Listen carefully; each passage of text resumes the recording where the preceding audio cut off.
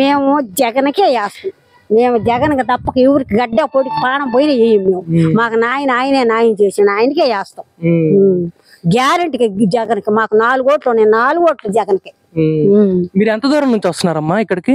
మేము ఆడ కొత్తగా ఇల్లు గుడిసెలు, ఆ గుడిసెల్లో ఉంచి ఇక్కడికి వస్తాం. కాళ్ళు నొప్పులు పడుతున్నాయి. వాడు చచ్చినాడని ఇంటికి వచ్చి ఇంటి వాడు తలుపు దట్టి బియ్యం, తలుపు దట్టి డబ్బులు ఇస్తుంది.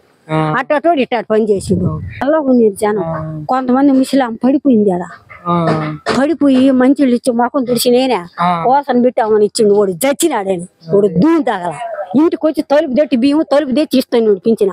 ఆ బట్ట ఇచ్చి ఇప్పుడు ఇంత పని చేసిండు. వాడు ఆగుజన వాడికి ఎవరు ఓటు వేస్తారా? అసలు రమ్మనా ఓటు ఎవరు వేస్తాడు వాడికి? ఇప్పుడు ఆ నుంచి ఇక్కడికి నడిచి ఇచ్చిన కాళ్ళు నొప్పులు పడుతున్నాడు. ఎవరా దొంగనా బట్ట? ఓడు పొలాలు పెట్టేది. ఇప్పుడు ఆయనైతే ఇంటికి వచ్చి ఇస్తున్నాడు. అదేనమ్మా, ఇప్పుడు అందరిలో కూడా ఇదే చైతన్యం కలిగింది. అందరూ కూడా అదే జగన్ కి ఓటు వేయాలనుకుంటున్నారు. జగన్కే వేస్తాం మేము. ఎవరికి ఓటు జగన్కి 4 ఓట్లు ఉన్నాయి, 4 ఓట్లు జగన్కి వేస్తాం మేము. ఈయనే ఓడికి గడ్డ పొడికి ఓడి ఎన్ని అగసా ఓడి వచ్చినా కానీ ఓడి చీడు మళ్ళీ 3 బాగా నీళ్ళు తాపుతాడు వాడు.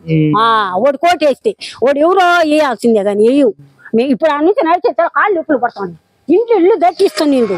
జగన్ ఇల్లు దట్టి బియ్యం ఇచ్చి